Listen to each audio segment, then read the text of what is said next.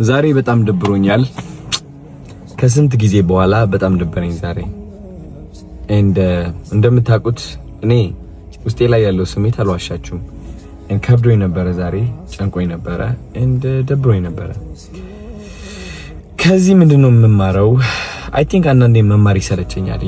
አይሰለቻችሁም? አንዳንዴ በህይወት መማር አይሰለቻችሁም? ዋት መማሩ የሚቅርብኝ ዝም ብዬ ልኑር ብቻ ከነ ድብርቱ ከነ ጭንቀቱ ከነ ምናምኑ ህይወት ነች፣ በቃ ዝም ብዬ ልኑራት ብላችሁ አታውቁም? ሰው እንደዛ አይነት ቀን ያሳለፍኩት ዛሬ እላችኋለሁ። ግን አዶናይ ነኝና መማር ወዳለሁ ከህይወት። የዛሬ ትምህርቴን ላስረዳችሁ ፈልጋለሁ። አይ ቲንክ እግዚአብሔር የሆነ አዲስ ነገር ሲያቀድላችሁ ሁሌም በፈተና ነው የሚያሳልፋችሁ። እኔ ልብ ብዬ አስተውየዋለሁ። እኔ እንደኔ በጣም በብዙ ፈተና ያለፈ ሰው የለም። ልንገራችሁ ጋይስ፣ በብዙ ነገር ተፈትኛለሁ።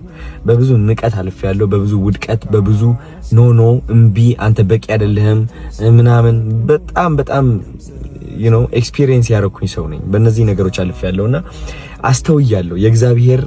የእግዚአብሔር የበረከት ፕሮሰስ አይቼዋለሁ።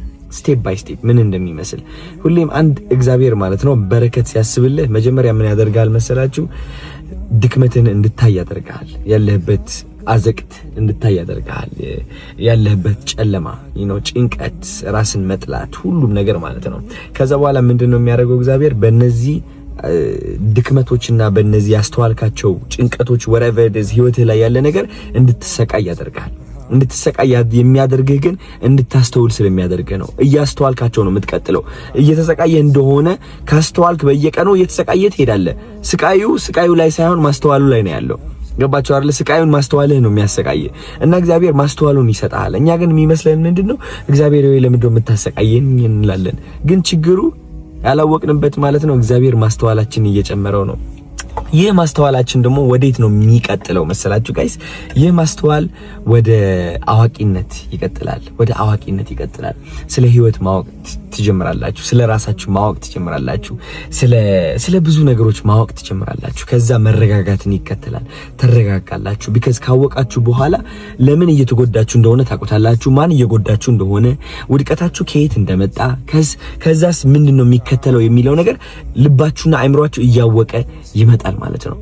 እዚህ ደረጃ ላይ ከደረሳችሁ ደግሞ ተስፋ መቁረጥ የሚባል ነገር የለም። ከእውቀት በኋላ ከዛ ተስፋ አለመቁረጥ ይቀጥላል።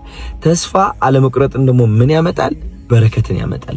ይህ በረከት ደግሞ ከምታስቡት በላይ ትልቅ ይሆናል። እግዚአብሔር የፈለገው በረከት ይሆናል። ከዛ በኋላ ግን ከበረከት በኋላ ደግሞ ትንጥዬ ውድቀት ትከተላለች። እቺ ውድቀት ደግሞ ምንድነው የምታስከትለው? ማስተዋልን ታስከትላለች። ከማስተዋል በኋላ ደግሞ አዋቂነትን ታስከትላለች። ከአዋቂነት በኋላ ደግሞ ተስፋ ለመቁረጥን፣ ካለ ተስፋ ለመቁረጥ ወደ በረከት ማለት ነው ጋይስ። ስለዚህ ሁሌም ስቴፕ ባይ ስቴፕ ነው። እናንተ ሜቢ አሁን ድህነት ውስጥ ልትሆኑ ትችላላችሁ። መውጣት ያቃታችሁ ድህነት ውስጥ፣ ወይም ደግሞ ራስን መጥላት፣ ህይወትን አስጠልቷችሁ ሊሆን ይችላል። ሁሉም ነገር ሰልችቷችሁ ሊሆን ይችላል። ግን ማወቅ ያለባችሁ ይህ ህይወት እያስጠላችሁ አይደለም። እያስጠላችሁ እንደሆነ ነው እያስተዋላችሁ ያላችሁት። ይህ ህይወት ስቃይ የበዛበት አይደለም። ስቃይ የበዛበት እንደሆነ ነው እያስተዋላችሁ ያላችሁት። ስለዚህ ማስተዋሉን አትጥሉት። እግዚአብሔር ነው እንደ ትዕድልት እንደ በረከት ጠቅልሎ እየሰጣችሁ ያለው። ለምን? ለአዲሱ በረከታችሁ እያዘጋጃችሁ ስለሆነ ማለት ነው ጋይስ። ልንገራችሁ፣ ስቃያችን ማስተዋል ማንችል ከሆነ ጋይስ በረከታችንን ማስተዋል አንችልም። ልብ ብላችሁ ተገንዘቡልኝ። ስቃያችን የማስተዋል አቅም ከሌለን፣ ድክመታችን ጎዶሎነታችን የማስተዋል አቅም ከሌለን፣ ጥንካሬያችንና ስኬታችን የማስተዋል አቅምም የለንም። ስለዚህ እኔ ሁሌም ኦፍ ኮርስ ዛሬ አሁን ወድቅ ያለው ብዬ አስባለሁ። ያጋጠመኝ ነገር አለ። ገባችሁ አይደል? የሆነ የደበረኝ ነገር አለ። አስተውየዋለሁ። ግን ይህ ውድቀት አስተዋልኩት እንጂ ይህ ውድቀት የኔ ሆኖ ለዘላለም አይቀጥልም። ማስተዋሌ ነው ዋናው ነገሩ። ካስተዋልኩኝ በኋላ ደግሞ አውቃለሁ እንዴት አድርጌ እንደምወጣ ከዚህ ውድቀት።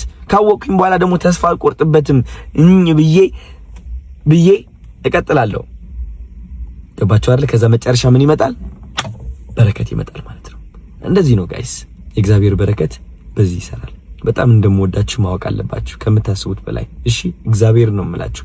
እንደኔ ነው የምወዳችሁ እናንተ። የኔ መስታወት ናችሁ እናንተ። በደንብ ነው የምወዳችሁ። ጋሽ ሰለሞንን መኪና እንግዛላቸው። በጣም እየጠበቅኩኝ ነው ጋይስ፣ እንዳትረሱት። እወዳችኋለሁ። እሺ ነገ እንገናኝ። ትልቅ ሰርፕራይዝ አለኝ ነገ። የሚገርም ቭሎግ ነው የምሰራላችሁ። በጣም ጠብቁኝ። እወዳችኋለሁ። እሺ ጭንቀት ያለ ነገር ነው። አትጨናነቁ አልላችሁም። አስተውሉት። ይህ ጭንቀት ከጭንቀት በኋላ ማስተዋል፣ ከማስተዋል በኋላ እውቀት፣ ከእውቀት በኋላ ተስፋ ለመቁረጥ፣ ከተስፋ ለመቁረጥ በኋላ